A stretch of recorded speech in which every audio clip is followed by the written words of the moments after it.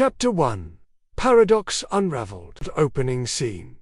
The void Weena awakens into nothingness, but it is not truly empty. The void pulses with shifting layers of time, each bending, collapsing, and reforming in endless loops. History is unwriting itself, then writing anew. The past flickers in fragments, the future stretches out in uncertain strands. She is both nowhere and everywhere. The silence is deafening, yet the air, if there is air, feels thick with unseen forces. She reaches out instinctively, but her fingers brush only the threads of time itself, dissolving like mist beneath her touch. Hermes' presence, just as the chaos threatens to consume her, something steadies her, a force, unseen but undeniable. She does not hear Hermes' voice, nor see his form, but she knows he is here. Time bends to his will,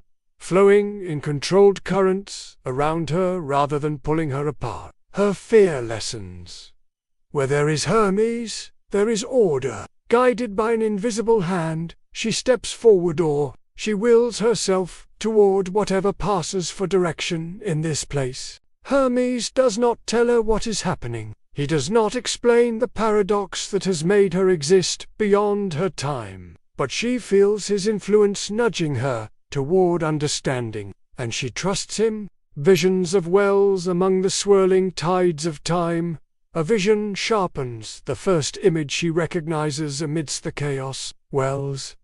He appears not once, but in many fractured. In one, he moves with purpose, searching, his expression filled with desperate resolve. In another, he stands lost, fading into the currents, his presence flickering like a dying ember. And then, an impossible moment, he sees her. His gaze locks onto hers just for an instant, just long enough to tell her he knows she is there. His lips part as if to say something, but before any words can form, the vision splinters, dissolving back into the currents of time. The awakening something shifts inside Winner, something more profound than she can understand yet. She does not belong to a single moment anymore. She is drifting between possibilities, witnessing events from an impossible vantage point, and yet she feels no fear.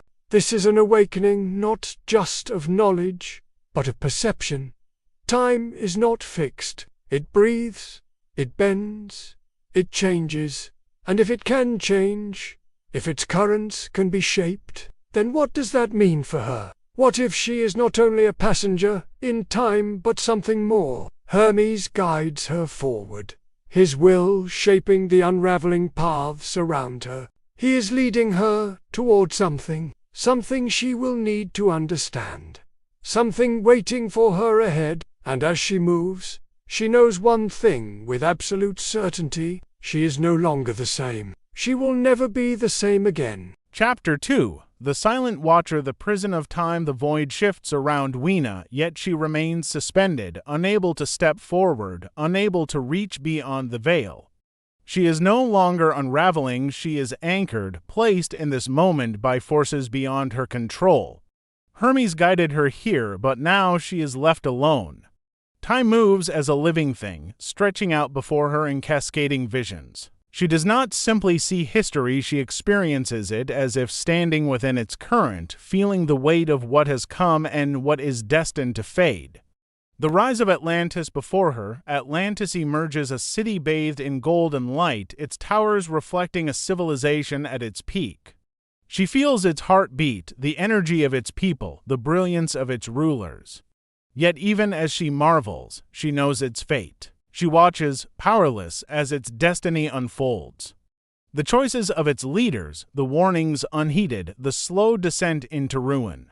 The city's fall is inevitable, written in time's fabric, and no matter how much she wishes to speak, to warn, to change, she cannot.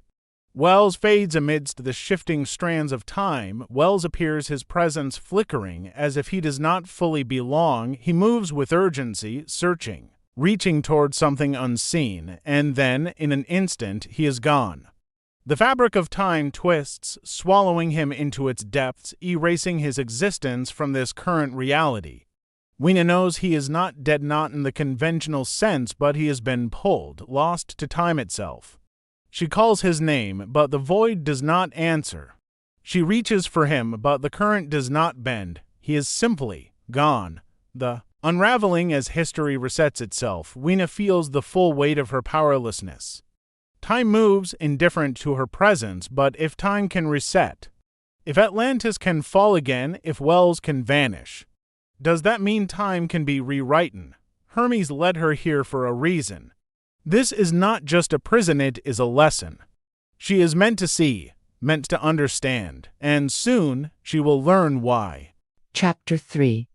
A crack in time. The fractured time does not move as it should. The fabric Weena has been trapped within shivers. Fracta, something is changing. The gods hesitate. Hermes, Kronos, or Hecate, once assured in their hold over her existence, now seem uncertain. Perhaps her paradox is growing, reaching beyond their control. Or perhaps something deeper is at play, on unseen force disrupting the balance. Weena feels it. The pull of the void weak. The world trembles at the edge. Her defiance for the first time. Weena reaches, not to accept, but to act. She presses against the currents, feeling them strain against her will. Time bends. She may not yet understand how or why, but she knows she is no longer powerless. A crack spreads through the space where she is trapped, widening like a wound in reality itself. The collapse, the moment like a riptide pulling her into the unknown. She is ripped free, cast out of the prison that held her. The weight of time crashes over her, currents spinning wildly, folding upon themselves. The world returns not as she left it, but as something new. She gasps for breath, air, gravity, substance. She has fallen back into a world of form and motion, but she is not the same. She will never be the same again. Chapter 4.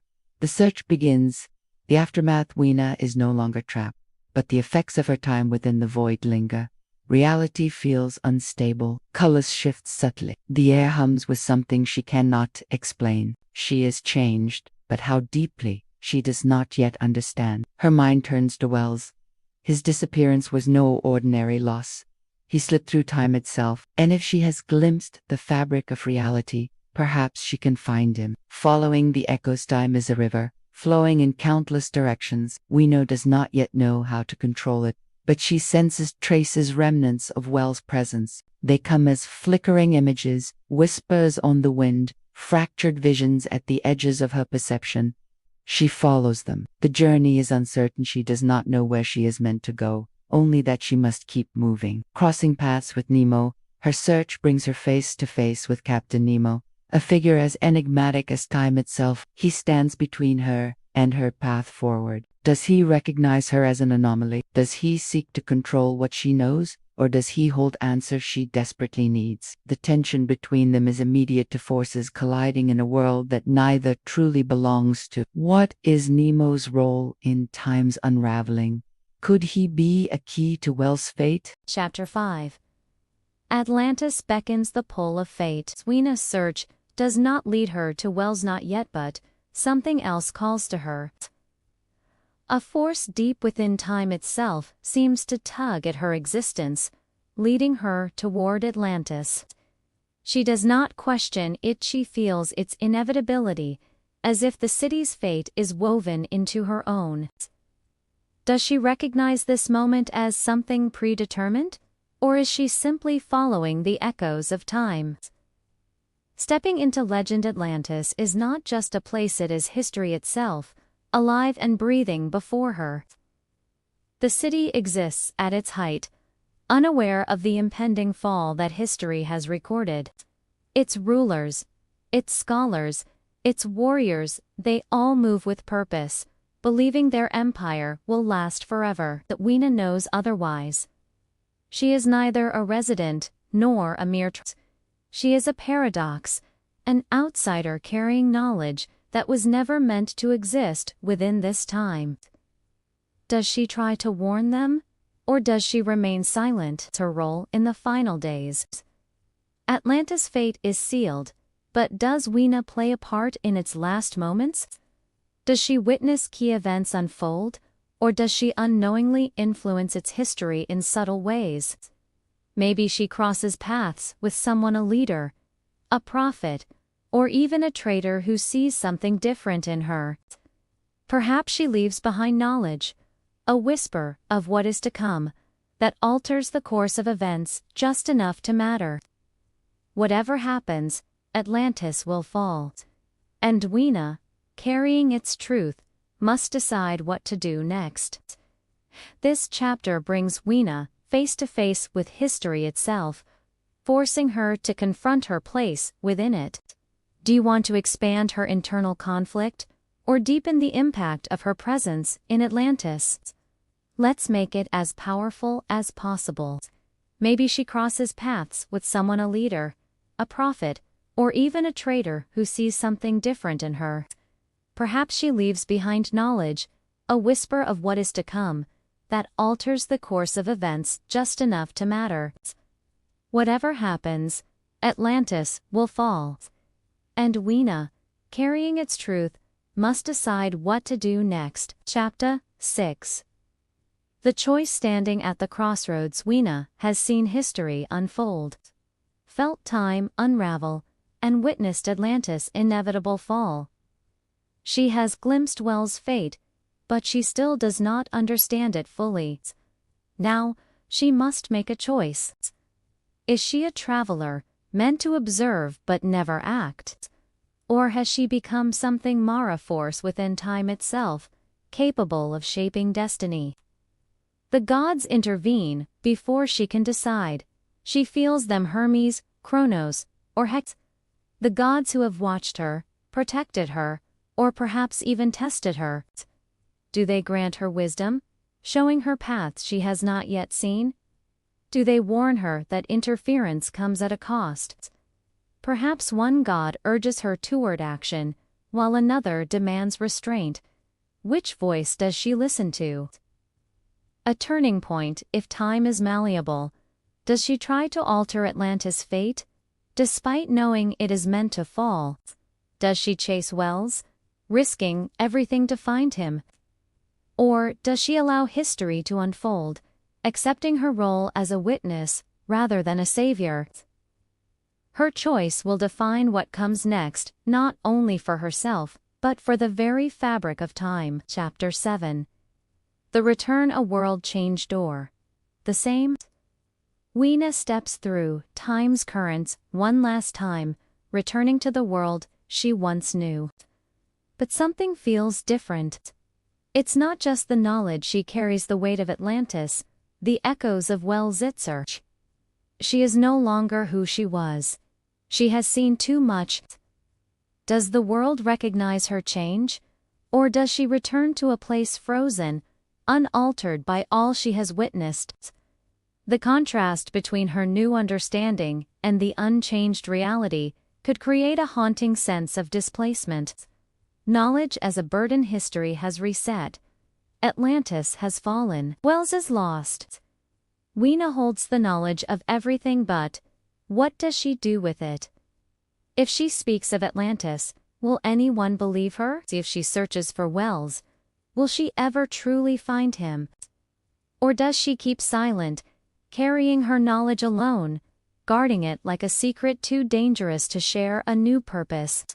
Weena cannot exist in this time the way she once did.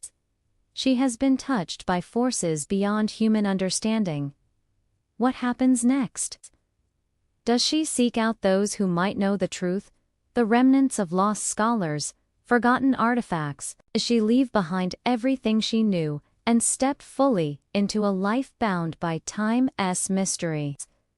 Or does she feel the call of time once more, realizing that her journey is far from over?